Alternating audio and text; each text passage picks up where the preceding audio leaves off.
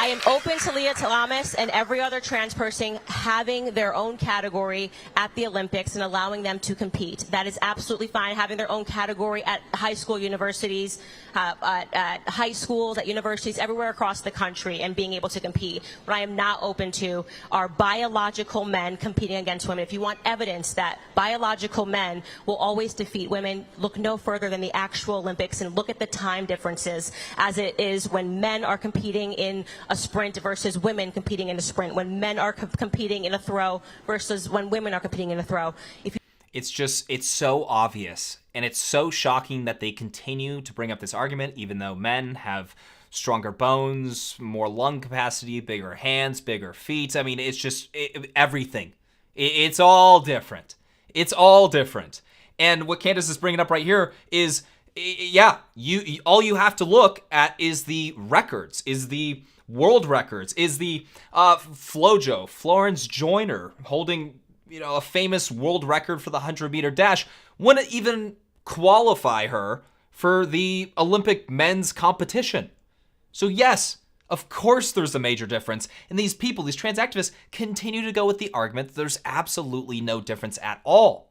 I mean, the only people falling for this are just either people lying to themselves or the dumbest people on the face of the earth. And I'll note really quick that the reason why there's not these separate challenges going on right now is because people that adopt the ideology, gender theory, people that adopt trans ideology believe that trans men are men or trans women are women. So if there was a separate league, that would mean that they're not in fact men or they're not in fact women. They would actively fight against having a separate league.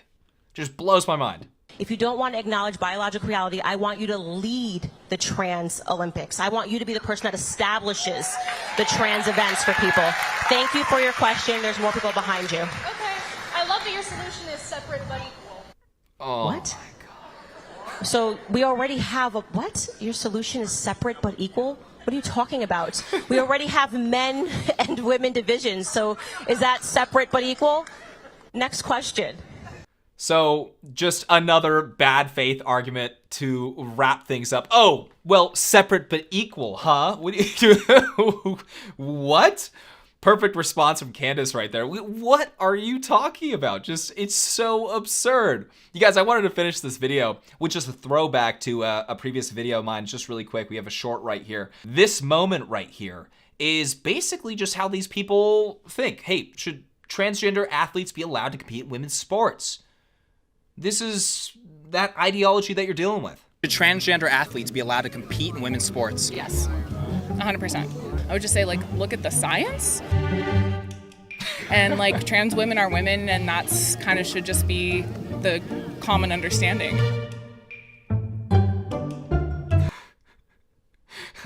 I love that one. I think one of my shorts editors did that one. It's just fantastic. But that is what they believe. They believe that science is on their side. I don't know what science.